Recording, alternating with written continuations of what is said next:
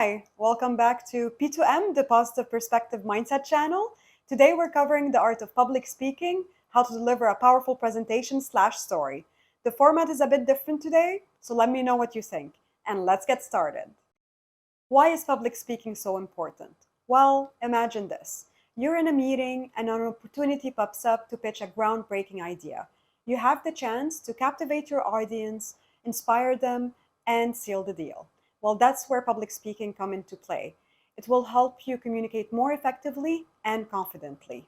So are you ready to conquer the stage like a rock star, to captivate audiences and leave them spellbound?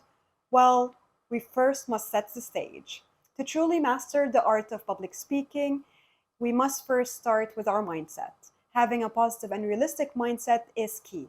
Don't set unrealistic expectations for yourself overnight, but believe in your ability to grow and improve with time. Remember, even the greatest public speakers started somewhere. Let's take the example of Alexandra. She struggles with public speaking. Whether it's at work or giving a toast at a friend's wedding, public speaking turns her into a bundle of nerves. But Alexandra knows that it's time to change. So let's help her break down 6 steps to overcome her fear of public speaking and master it over time. Let's summarize. We are practicing, improving, and embracing the art of public speaking to deliver a powerful story. The 3 key points into doing so are: 1. Embrace a positive and determined mindset. Believe in your potential and embrace the journey of continuous growth. 2. Prepare like a champion. Do your research, seek feedback, practice, practice, practice, and watch your confidence soar. And 3, connect and conquer. Engage with your audience, share captivating stories, and make them part of your incredible journey.